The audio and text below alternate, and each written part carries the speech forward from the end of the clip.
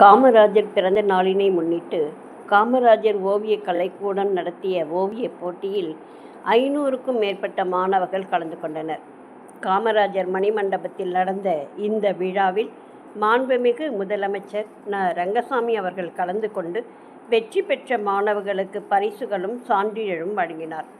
காமராஜர் ஓவியக் கலைக்கூட நிறுவனர் ஓவியர் திலக், மெட்ரிக் மேல்நிலைப்பள்ளி தாளாளர் மகேஷ், வருவாய் மற்றும் பேரிடர் வேளாண் துறை ஓய்வு வட்டாட்சியர் என்ஆர், சமூக நிலை செயற்பாட்டாளர் ஏடி மேகராஜ், என்ஆர் காங்கிரஸ் தொகுதி உருளையன்பேட்டை தலைவர் ஓம் சக்தி ரமேஷ், கலைரத்னா பத்மநாபன், வழக்கறிஞர் லெனின் துரை, கலைமாமணி சுகுமாரன், தயா ஆர்ட்ஸ் எஸ் குமார், எழுத்தாளர் கலாவிசு, எழுத்தாளர் என்எஸ் கலைவரதன், தொழிலதிபர் பன்னீர்செல்வம், கவிஞர் கவியுகன், ஓவியர் ஆர் பாபு, அமுதா ஆகியோர் கலந்து கொண்டு வாழ்த்துரை வழங்கினர்.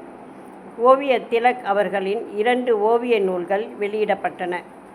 ஓவியத்திற்கான சாதனையாளர்கள் விருதினை ஓவியர் வி.கே. துரை, ஓவியர் எஸ். கவிதா ஆகியோருக்கு முதலமைச்சர் அவர்கள் வழங்கி பாராட்டினார்.